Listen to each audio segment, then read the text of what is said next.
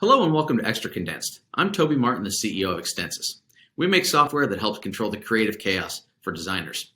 One of them that's joining us today is the well-known Aaron Draplin from the Draplin Design Company. Aaron, say hello. Hello, everybody. Thank you, Toby. My name is Aaron James Draplin, graphic designer, and working out of my backyard here on 67th Avenue in Portland, Oregon, and doing whatever it takes to get away with it, enjoy it, and and enjoy this stuff, right? I work for paychecks, and I also just sometimes work to help people with graphic design, which is problematic and fun and weird and oddly rewarding sometimes, So all the above back here. I understand recently you got back out on the road. You went home, saw some family, went to a conference in person in Texas, I believe. I've seen some photos of you napping in the middle of the highway and some other things on your feed. Tell us a little bit about what it was like getting back out after 18 or 20 months of being locked down during this. As honest as I can be, it was a little scary. Yeah, everyone listening, you have to understand, like, all those years that I was allowed to do all this stuff and go, leave from where I live in Portland and go out to that airport every week like I was doing for like 10 years, it seems. What a privilege that was.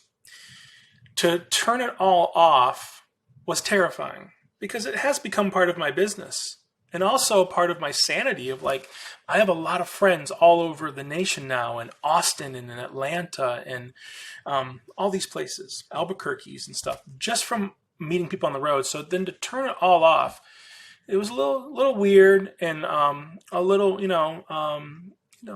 I just missed going out there and all that energy and sharing with all these kids, right? And not to mention selling a bunch of merch and all this.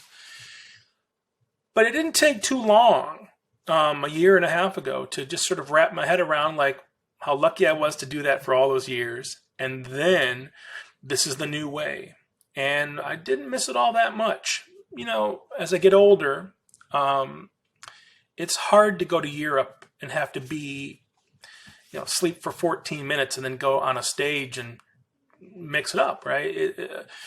That's getting harder and harder on me. So I was, I had to be really careful with those things. I didn't miss any of that. If you've got 3 days to acclimate, no sweat. But a lot of those things, you'd leave Portland at midnight and get somewhere and then have to be on stage the next day in the UK or something. It was a little dicey. But I'm okay not doing it. You know what I mean? Like, I'm okay not doing it. And that's a hard one to kind of swallow because I miss it and I miss going to all these. I never got to go to conferences before because you had to pay for them and stuff.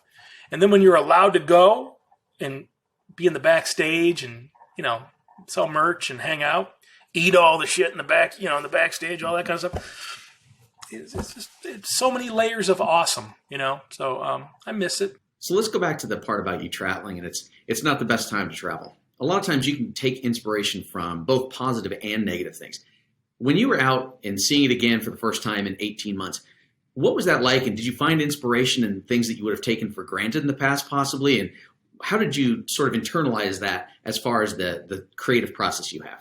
Everything has been virtual. And I have to say, when I would get off the plane, when I would go on the road, you get off the plane, it's virtual in that hotel room, right? And I'm checking in with home. I'm online junking around. So when I would do these talks with kids and they would say, oh my God, I'm so cooped up. You don't get to go junking. Nope. And I would just explain to them, eBay is just this sea of bullshit. You can go so far. In Etsy, you can go so far and see so much stuff. And how's that really any different than, plopping into some antique mall? It's kind of the same little taste in your mouth, of finding something you were surprised by. So to go out, this and have that wide open America. I didn't go to any antique malls. I didn't, the variables, I just kind of, you got to gas up the van. You got to put a mask on to go through some drive-through to get some horrific meal. I don't want to, now that everyone's listening, but, don't tell Lee about some of that stuff because I was no pillar of health on that big road. But you got to put a mask up for that. And it's I slept in the back of the van every other night. at least for 5 nights going home. And that gets old pretty quick when the mosquitoes start coming in there and all that stuff. Now, see, I can't do that when it's Lee and I in the van. She requires things like a bed and sheets and a roof and all this sort of stuff, running water. And here I am sweating like a beast in that thing in Idaho, trying to save $120, just pathetic. But, it's more like seeing the sunrise in the desert with James. He would just sit up in the front seat. I'd climb into the back, and I had a bunch of gear because this is on our way westbound. And we have a bunch of gear about 2 foot tall, and I put my mattress on top of that, and I just kind of climbed back there and would sack out for a couple hours. And I got up, and I watched the sun come up over these mountains in Nevada, right off the extraterrestrial highway. And this weird connection to I have a rhythm here, go to bed around this time, get up around this time, etc. To have that thing kind of disjointed out there and see that beauty again really kind of messes with me because I want to go do that again. I forgot about a sunrise.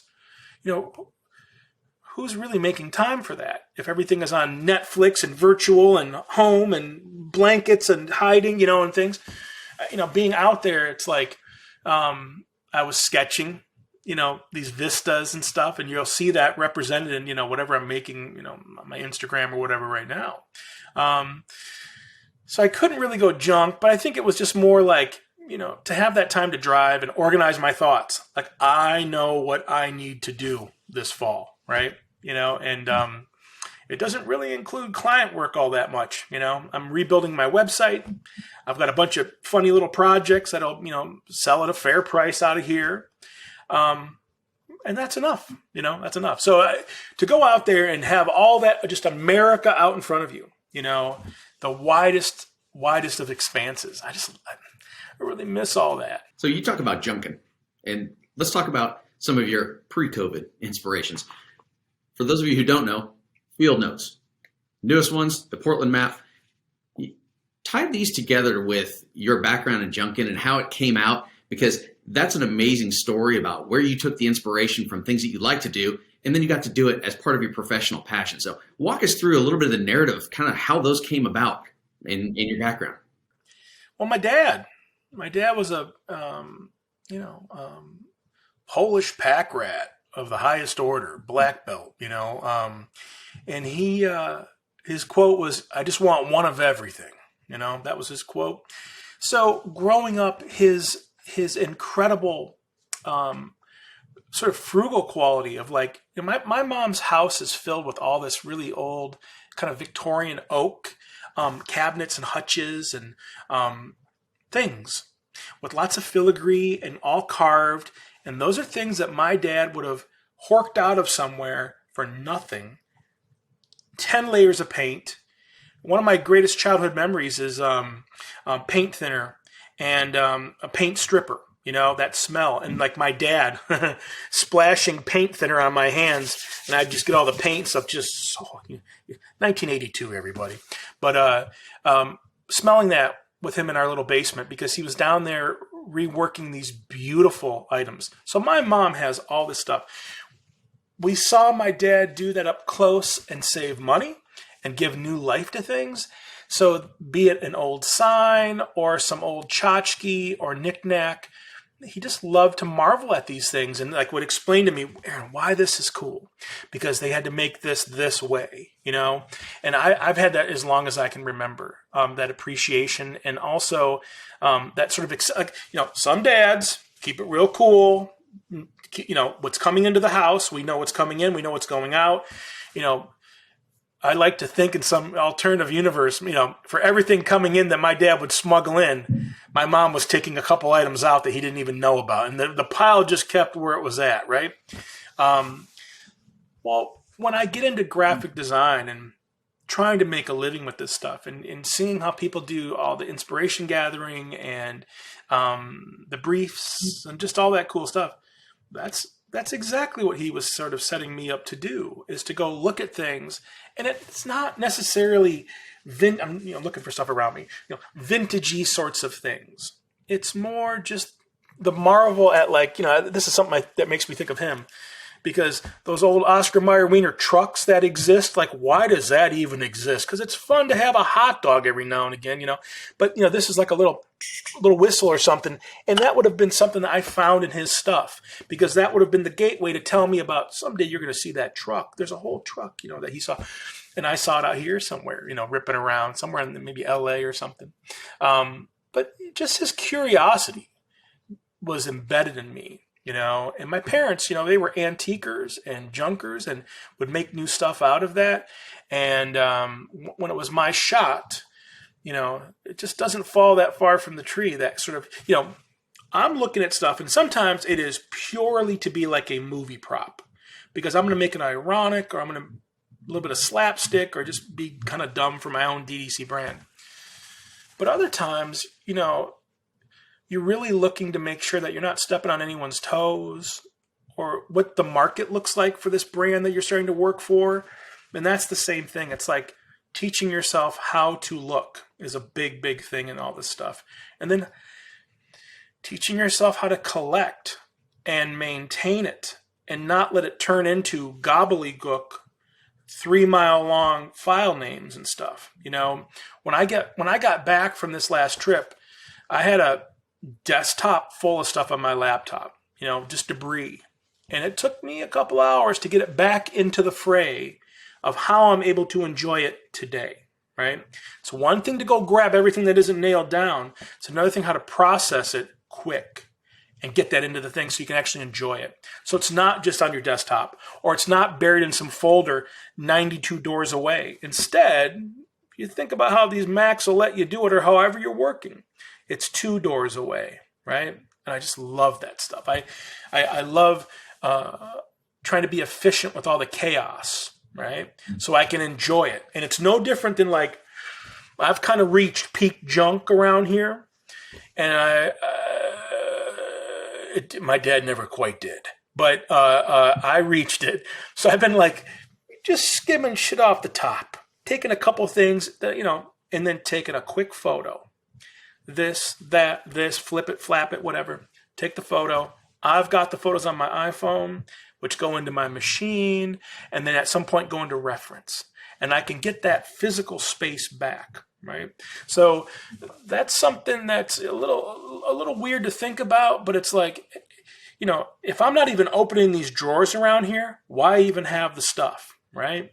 So the same thing is, like, if I'm going to go out and take the time to find this stuff, you better take the time to sprinkle a little bit of, like, how to get to it, efficiently. Because otherwise it's just gone. It's kind of like in one ear and out the next.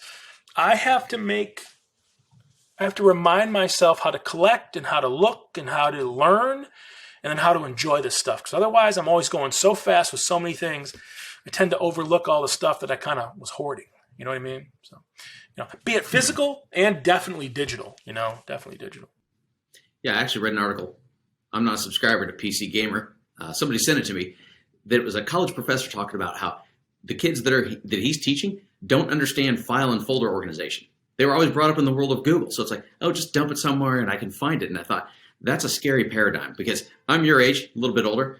And that thought, technology is great and it enables a lot, but it can also lead to some pretty bad practices. And somebody like you that's got, I don't know how many tens of thousands of files organized, that's a lot of work to be done. So I appreciate your sort of structure around file management and, like, trying to understand that a little bit better. I think it's a best practice that's lost as an art. Well, yeah. I mean, first of all, kudos. Hat tip to Steve Jobs to make this stuff that my 11-year-old could jump on, my 11-year-old nephew can jump on there and bang around on, or his almost 48-year-old uncle can get in there and bang around and understand how to, like, just maintain this stuff. But that, in that same respect, the other side of that coin is it allows you to just muck it all up. And as fallible creatures, who are going fast and we're just downloading everything, everything that just comes in, it's just showing up somewhere. I just go back to this guy that kind of reprimanded me because back in the day, I might have sent a 10 or 12 megabyte file. And he just said, listen, nothing more than 1 or 2 megabytes, because what you did, you clogged my stuff. And I had to call, my server. This is what, 97 or 8 or something, whatever it was. I had to get whoever's watching over my server, a bell went off and you messed with me. And now I've lost a couple hours. I learned my lesson quick. And it's just this thing where it's like,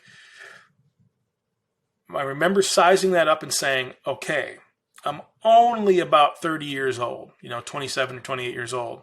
I've got some time yet in this graphic design game. I better get my act together. So it really came down to like studying how people did like naming conventions. I know it's small stuff, but it changed the way I work. And it also gave me more time to go and dink around, right? Or just how to think through your folder structure. Like, I'm not a zero inbox guy. And I was just with my web guy talking about, I'm building a new website right now, right? It's coming soon. And my buddy Gonzo, or Brian Gonzalez out in Gresham, that's my guy helping me with this thing, And, as we go through this, it's like, he's just a 27,000 something in his inbox kind of guy. I'm not. It's a metric for me. All summer long was 60 and 70 because I was busy. When it gets into the hundreds, I know I have to just stop and reset. But right now I had it down to 42 a couple days ago. So it's this weird percentage where it's like, those are things that, something that can wait, or at least, every day I get 300 things no matter what. Some of it's junk, some of it's whatever. But it's a healthometer or something of like, if you have too much stuff unanswered, you're pissing people off. And you better get in there and get that stuff done. Like, I can't even imagine how many you would get a day, watching over what you guys watch over. Okay. So, that funnels its way back into, listen, why do I take the time? That's what Gonzo's saying. Why do you take the time to put it into a folder? It's like, well, it's every interaction we've had, I have it one click away. And and I have it, streamlined into what? Merch, promo, travel, like really. So if you put TTT, that just goes right to travel somewhere. It's not the prettiest, but it's quick on your, using the folder. This is just in Google Mail. Okay. Those tiny little things that can shave a lot of time later on. If there's any sort of, dare I say, arbitration of any matter of like, just, hey, what was that thing that you promised or what we promised? Can you go back and reference that? That is, I have it all backed up around here. I learned my lesson with these hard drives and stuff and rating systems because I had the click of death one year, and I don't know if kids get that anymore in the solid state world. I get a lot of energy and interest in what I do about, hey, how do I become a creative something. But my favorite stuff to talk about is like, that shit's the icing on the cake. You better bake a good cake first. And let's talk about why looks like someone threw up on your desktop. You're spending time wafting through all that riffraff. You're wasting time. Less clicks mean more clicks for making my own stuff, or something, So I think we need to talk about that more and more and more. Like, one of the things I did a lot of, and during this pandemic, these pep talks for kids, was not necessarily about how to become this creative graphic design-y kind of person. It was about efficiency. It was about how to take this time where things have slowed down so much and really go back and look at how you get to what you get to. Because if that kid's 20 years old, now's the time to do it. Get those things out of the way so you're not, because I still have to go back and clean up folders. Here's just what I'll say. Try to put a bow on this. It's one thing to be a graphic designer and make cool art and cool forms and cool things, or code, or be a painter or whatever. But it's another thing how you conduct business. And just as a nerd graphic designer, if you are as elegant as you are with the final product as you were with on the lead up, that's just very impressive to me, because that is a big part of my sort of self-worth in this stuff, is like knowing that a client can come to me and I can get to their stuff within 2 or 3 clicks and like on the spot. you know. So Yeah, I get you. I mean, I completely agree. I think that's a thing about organization that's again lost. And like you said, I mean, that's the icing on the cake. So Aaron, I've seen you display work, stamps you've created, which was amazing to see. I've seen some of your logos you created from your dad's favorite shirt he had when he was younger. I've seen all of it, all the way through to typefaces you've created. Just tell me some of the ones that stand out to you that you're most proud of after such an established practice and career in building and designing amazing things. well, yeah, I think of really simple things like business cards. Not to embarrass the guy or anything, because he's a man of God, we'll just say. But my dad has a buddy back home named Reen, who's a deacon. And this guy, I don't know how to talk about like in the perfect sense, but he gives last rites. You know, like people are on their deathbed. And one time he told me a story about how some of these sort of, dare I say, a patron or a client or someone he's helping pass, you know, were estranged from their family. And he's with them in their last couple breaths. And it just blew me away. You know, this guy, every time I see him, he prays over me and stuff. And I always say, Reen, say a little something from my face. See what you can't do, you know, with him or her upstairs, you know, with the big girl upstairs, the big guy, the whatever the hell, the energy. See what you can't do. You know, he's a good Catholic guy. But I was so blown away by that. And, you know, he handed me his business card one time, and it was just a little, you know, kind of cut it out of a thing, you know, like spits them out of a machine and it perforates them and, you know, rips them out and gives that to like a family to say, I'm going to help your loved one pass over, you know, or whatever these things are, or counsel you guys in this scary time, you know, this spiritual counseling, I suppose, you know. I made him a business card. This made it. It doesn't matter what it cost. It was, I don't even know what it was, you know. That guy needs a business card that rips. That doesn't have to be the best thing in the world. It just needs to have clean edges, you know, not perforated or whatever it was. And that's where it's just kind of like, you know, graphic design can show its face in such a beautiful, powerful way to actually help people and help them through their scariest, well, I'd say that's about the scariest moment there is, you know, whatever you want to call it, or maybe the most beautiful moment. That one comes to mind, you know. But for all that, you know, that's the lofty stuff. There's a lot of stuff down the muck where it's just seeing how I help someone think about the way that they would paint their shop and then pick colors for their t-shirt in a strategic sense. Like, you don't need to start that process over every time. We built you a little bundle of DNA, and you can go at that thing and say, these are my colors, here's why. But yet, in interesting ways, and it comes back to limitations. So it's heroic to me when I worked for my buddy's place called Boona, this incredible little Indian restaurant up in Northwest. And we had picked this turquoise Pantone something color. But in the end, when we were picking the awning, there's only one turquoise color to pick in the awning. You don't get to go tell them, I want this shade of whatever. You get turquoise, royal blue, maybe, I don't know, you know what I mean, periwinkle, and then it goes to something else. Green or whatever, the other way. Red pretty quick on the other side of the blues and purples and stuff. But there's like 15 colors. So the thinking there is grab that turquoise, we'll take it. Get me a swatch, I take the swatch back, and I find Pantones that align with that. So when we go make the business card and the things that we can control, when we make the website and the things that we can control and tweak, we're tweaking against something we couldn't control. That's what comes to mind. It's tiny little decisions like that that help someone could have quite possibly. That is creative thinking to me. It's not necessarily that we couldn't do whatever we wanted. There was no budget, little budget, small budget, tiny budget, but the food's delicious. So when you go in there, the stuff lands. You know what I mean? It lands. And no one needs to know that now they all do. That it was like a smaller operation. No, I just liked helping my buddy. You know, I liked helping my buddy. And watching him flourish now, you know, all these months later and years later, you know, with really simple decisions. And that just comes from, quite frankly, having to work with black and white, having to work with one color projects, having to work with, you know, not having the the capacity to go after everything you want to go after, and that's been applied to Sizzle Pie when we made their box. It's been applied to how we just did Super Deluxe, the burger joint that I'm involved in. Same kind of stuff. There we got to pick as many, spot colors as we wanted, but we didn't need to. And then, there it's like we're tamping it down saying, all we need to do, we get to pick 3 spot colors, bam, and we use them on everything. And that's, there's beauty in limitation sometimes.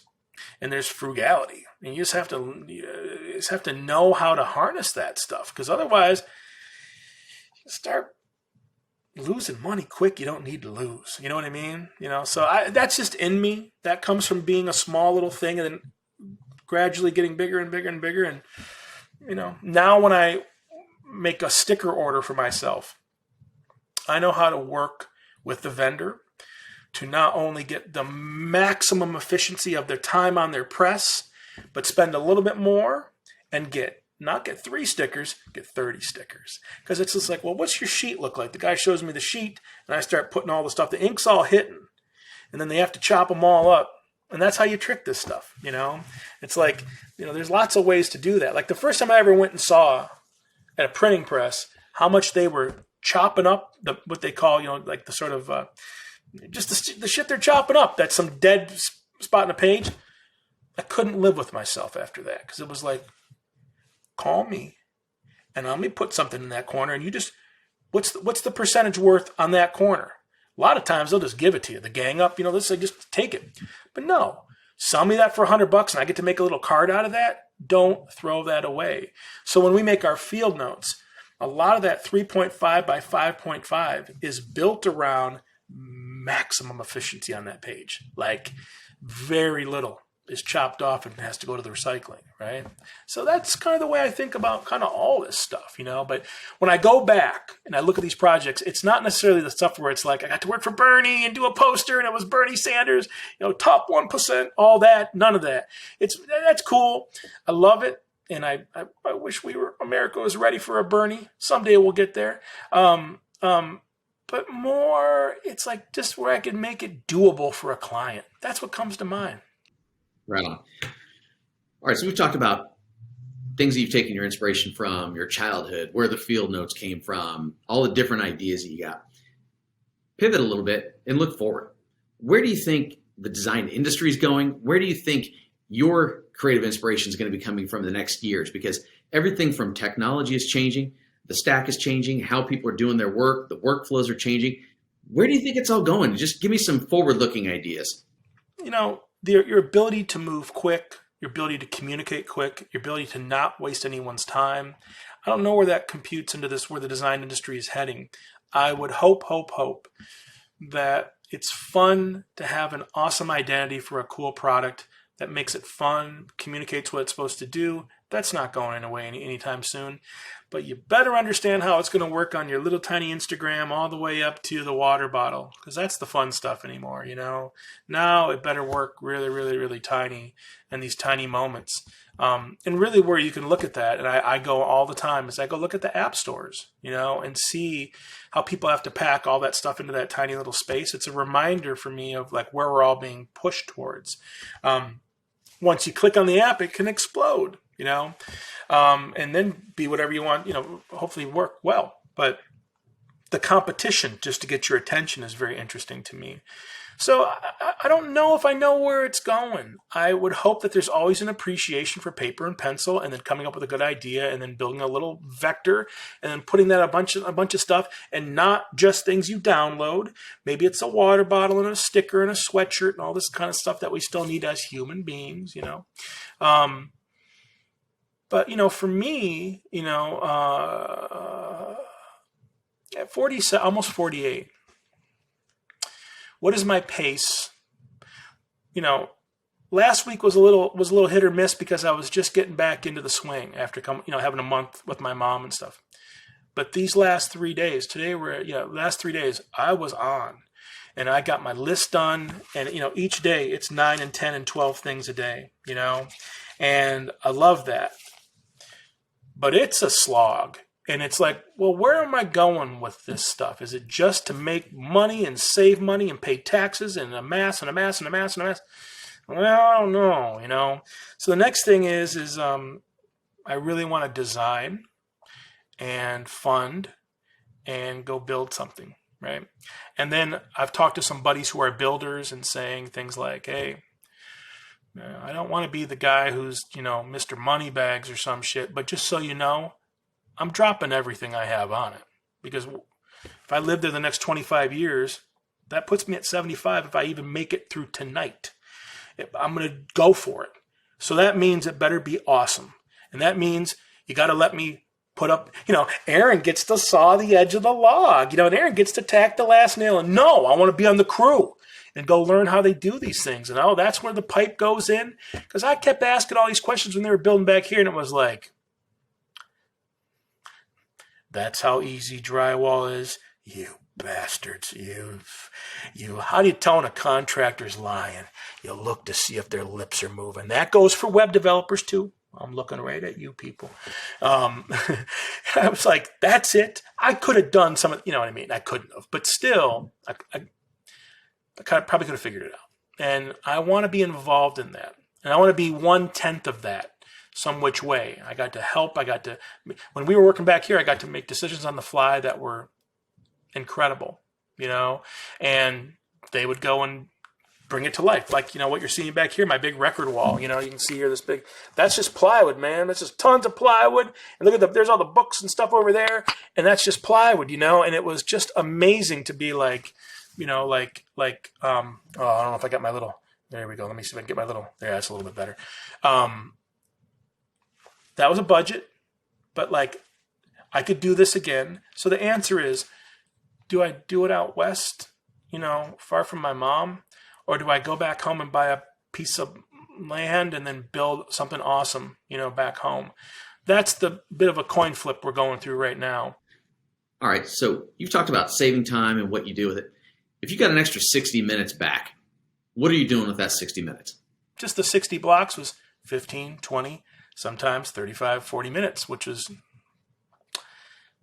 very confusing in Portland, Oregon. But we have things called cars in town and traffic, and that's the new Portland. That's why we built in the backyard. I got a couple hours back for sure. I got a couple hours back every day. I've been riding a bike, you know, a little swing thing down in the basement, trying to get, you know, extra little baby fat off my earlobe. I'm down on this year, half an ounce. It's not going good.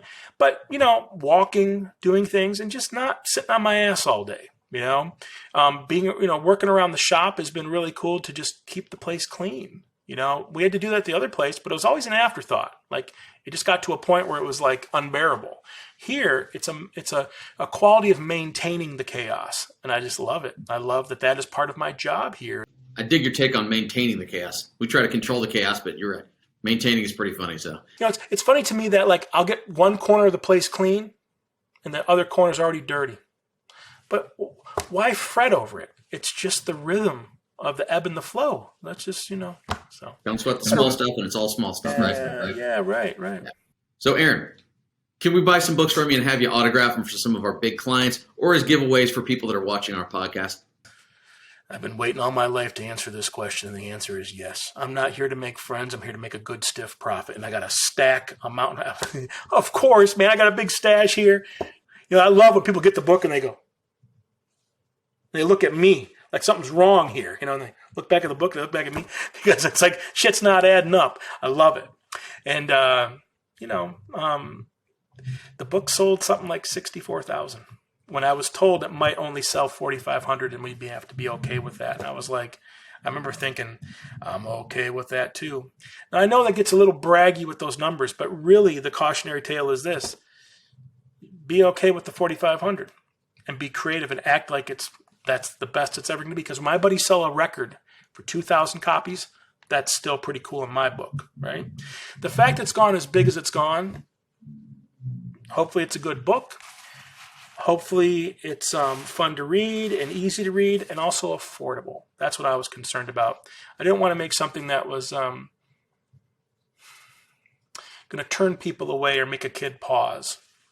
I had to do that a couple times, see something awesome and not be able to afford it. So you flip through it a bunch of times, and, I just wanted our book to be able to get into the hand. So, all these years later with that thing, something that was never supposed to happen, it happened in a big way for me. So, I got a stash here. Just let me know and we'll work it out. You guys can come by and grab them. And, you come through the gate, Toby. I hose you off, all the COVID off of you. It drips, you dry, and then you leave with the books. It's simple. We actually bought some here because we were doing a Invent Amazing and bought copies to just leave in the office for the team to see some of the artwork and things that get created with tools that we work with and how amazing some of the designs are, because we can lose track of that as a software vendor thinking we're building tools and we're building code. But when you see the end product of things that you're doing with it, it inspires the creativity of the team. So thank you for that. I appreciate it. I mean, every time I get to meet all the Adobe people, every year at these Adobe, well, we haven't done the last two. This year will be, we haven't done the last one, but this year again is virtual again, Adobe Max. One of the things that they do is they parade you around like whatever your favorite app is, or software. Mine is Illustrator, right? And I got to meet all these people from, India and the team. And then they kind of warn you, don't slam them too hard. Don't, make your request for this, that too hard. And it was so weird to be like, wait a second. You mean people go after these guys about status bar lengths and, and how the thing ticks on this or talks on that or whatever? Really? These dipshits. All I could say to them was like, you guys, thank you, man. I lived my life creatively on your stuff. Sure, some things were weird. Sure, there was bugs. There were beta, this, testing. I don't know what the hell. It worked. Thank you. And there were buds for life. And another thing they told me is they were like, Aaron, culturally, just don't grab anyone and don't whatever. Shit, man. Anubhav now sits on my lap when I see that guy. Like we're, kissing and shit. He's the lead developer of Illustrator. Like I got to thank him so many times because when I found out, that was my first instinct. But when I found out that people slam those guys and they're all taking notes, trying to get these, things to go make a change. When it was my turn to recommend a couple things, it was reflected a year ago or a year later. And I was beside myself. It turns out someone makes that stuff on that software and we download it and we use it hourly, right? So, I just, good craft is good craft, and also being able to understand how lucky we are with all this stuff. It's just I really appreciate you saying that, man, because that's really not the angle I took. I wanted to just make stuff that worked and then all the fun stuff. And the book is a majority fun. I tricked graphic design into getting into me, you know what I mean? In a lot of weird ways. Other people were like saying things like, you need to show this kind of case study to get more work. And it's like, I don't give a shit about more. I got enough. I paid off my house in 2012 or whatever it was.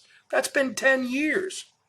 Look how professional I am on this thing. All right, I'm really Toby, I'm trying like hell to keep my cool here. All right, Aaron, it's been a blast talking. Are there any last final thoughts you want to take us home with? I would just say thank you, Toby, for having me for this, and be thankful we get to do what we get to do. As designers and creatives and software enthusiasts and just whatever, all of this stuff. It all kind of funnels into this really cool, for me, motivation that like, I just feel very thankful to be, involved in any of this and all of this.